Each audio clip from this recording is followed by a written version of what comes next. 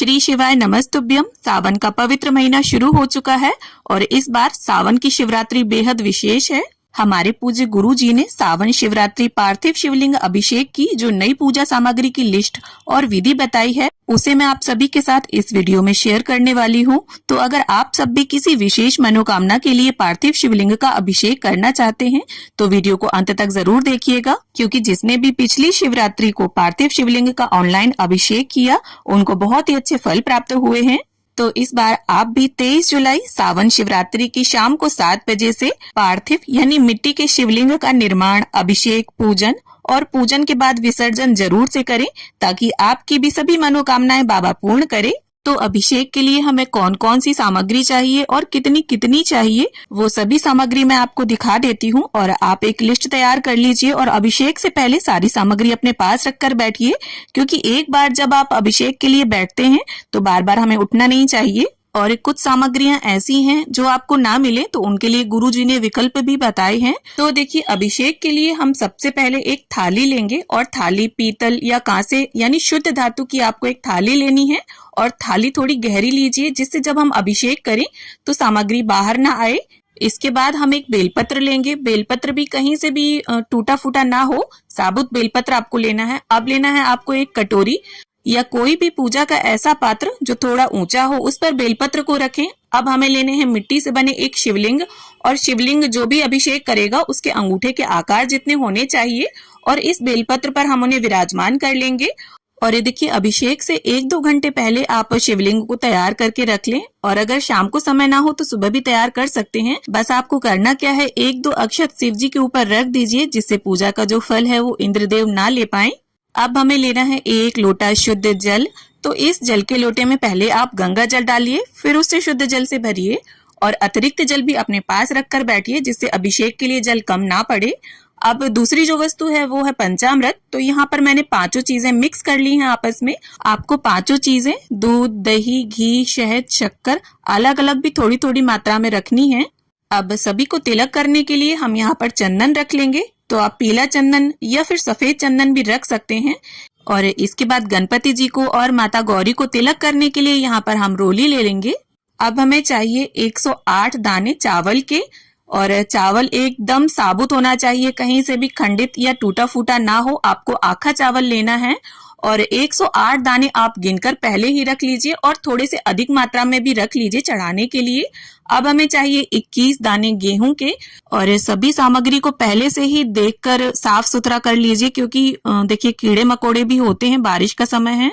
अब हमें चाहिए 1 चुटकी काले तिल, और इसके साथ ही हमें 21 दाने काली मिर्च के चाहिए, तो वो रख लेंगे हम थाली में। अब हमें लेना है 3 गोल सुपारी।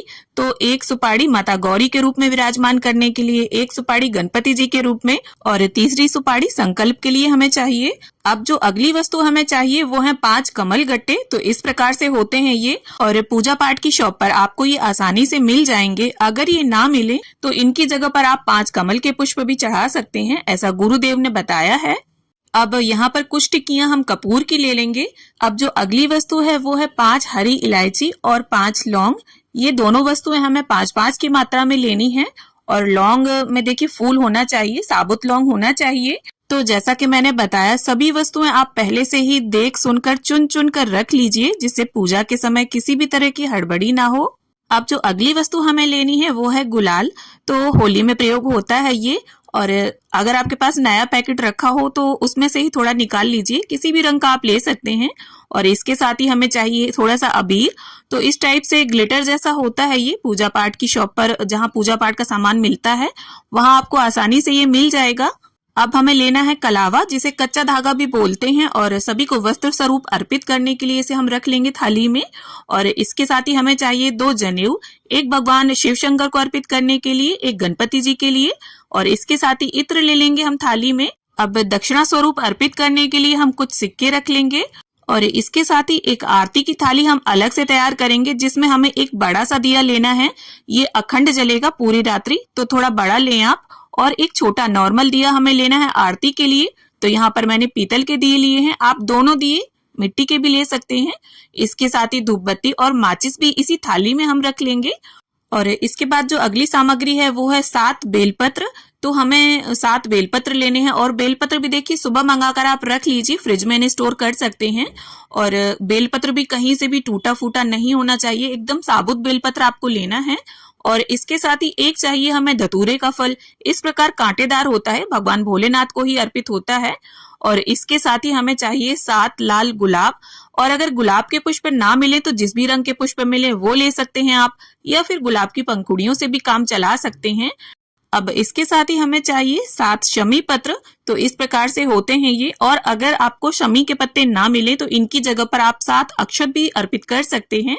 और इसके साथ ही अब हम थाली में रख लेंगे दूब घास, ये भी गुरुजी ने बोली है और नई सामग्री है ये।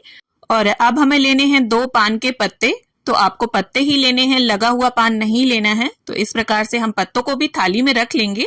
और इसके बाद हमें भोग में अर्पित करने के लिए चाहिए 5 प्रकार के फल, और अगर 5 प्रकार के ना हो तो कोई भी एक फल 5 की संख्या में रख सकते हैं। तो यहाँ पर मैंने 3 अनार और 2 आम रख लिए हैं। और भोग में अर्पित करने के लिए कुछ मिष्ठान आपने बाजार से मंगाया हो या घर पर कोई मिठाई बनाई हो तो उसे भी आप रख लें। और इसके साथ ही माता पार्वती को अर्पित करने के लिए हमें हल्दी, कुमकुम और मेहंदी, ये 3 वस्तुएं गुरुदेव ने बोली हैं। इसके साथ आप देखिए 16 श्रृंगार की सामग्री भी अर्पित कर सकते हैं, या जो भी चढ़ाना चाहें आप अपनी समझदारी से भी आप चढ़ा सकते हैं, किसी भी तरह की कोई मनाही नहीं है। तो यहाँ पर मैंने हल्दी पाउडर लिया है, आप चाहें तो जो गांठ वाली हल्दी आती है उसे घिसकर पेस्ट बनाकर भी अर्पित कर सकते हैं। और मेहंदी जो है वो आप पैकेट वाली अगर लेते हैं तो उसे घोल कर अर्पित करें पेस्ट बनाकर, और अगर कोन वाली लेते हैं तो वो तो गीली ही होती है। तो दोनों में से कोई भी मेहंदी आप अर्पित कर सकते हैं।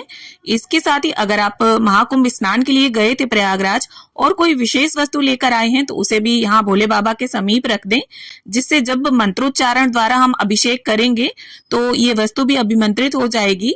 तो मैं प्रयागराज से रुद्राक्ष लेकर आई थी, जिन्हें मैंने शिव जी के समीप ही रख दिया है। तो इस प्रकार से ये वो टोटल सामग्री है जो 23 जुलाई सावन शिवरात्रि की शाम को पार्थिव शिवलिंग पूजन के लिए हमें चाहिए। और देखिए सावन माह में जो शिवरात्रि आती है उसमें गुरुजी ऑनलाइन अभिषेक करवाते हैं। और ये देखिए हमारे शास्त्रों में भी पार्थिव शिवलिंग के निर्माण की इतनी महत्ता बताई गई है कि जिन हाथों से भी पार्थिव शिवलिंग का निर्माण होता है उन हाथों की दुर्भाग्य की लकीरें सौभाग्य में बदल जाती हैं। तो अपने हाथों से आप पार्थिव शिवलिंग का निर्माण अवश्य करें। और ये हमारे लिए बहुत सौभाग्य की बात है कि पूरा विश्व एक ही दिन एक ही समय पर अभिषेक करता है। तो आप भी विशेष मनोकामना और चमत्कारी फलों की प्राप्ति हेतु 23 जुलाई शाम 7 बजे से पार्थिव शिवलिंग का अभिषेक जरूर करें। और इस वीडियो को उन सभी तक शेयर करें जिन्हें पार्थिव शिवलिंग अभिषेक सामग्री लिस्ट की जरूरत है।